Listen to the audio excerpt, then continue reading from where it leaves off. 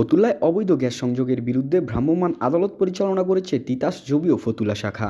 বৃহস্পতিবার দিনব্যাপী পরিচালিত এই অভিযানে জবি ও ফতুল্লা শাখার আয়ত্তাধীন কুতুবপুর পাগলা তালতলা মাদ্রাসা সংলগ্ন এলাকায় একটি বাসাবাড়ির অবৈধ গ্যাস সংযোগ বিচ্ছিন্ন সহ অবৈধ গ্যাস সংযোগের কারণে একটি চুন কারখানার ভাট্টি ভেঙে ঘুরিয়ে দেওয়া হয়।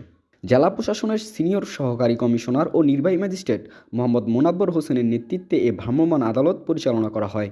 অভিযানে উপস্থিত ছিলেন জবি ও নারায়ণগঞ্জের ব্যবস্থাপক প্রকৌশলী মোস্তাক মাসুদ মোহাম্মদ ইমরান, ইএসএস শাখার ব্যবস্থাপক প্রকৌশলী Syed Mohammad Abu Sufian, metering and vigilance শাখার ব্যবস্থাপক প্রকৌশলী তাইফুর রহমান সহ আবিবি নারায়ণগঞ্জের অন্যান্য কর্মকর্তা ও কর্মচারীবৃন্দ।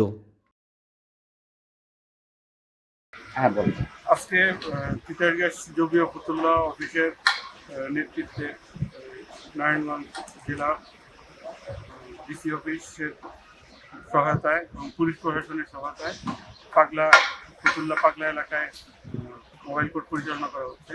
মোবাইল কোর্টে একটি অবৈধ চুন কারখানা পাওয়া যায়। এই চুন কারখানাটি ইতিপূর্বে আমরা বেশ কয়েকবার সংযোগ বিচ্ছিন্নের চেষ্টা করেছি, কিন্তু তাদের স্থানীয় লোকজন সহ তাদের বাধার কারণে এখানে আমরা ঢুকতে পারিনি। আজকে আমরা পুলিশ প্রশাসন ও ম্যাজিস্ট্রেটের সহায়তায় এখানে আমরা অভিযান পরিচালনা করি।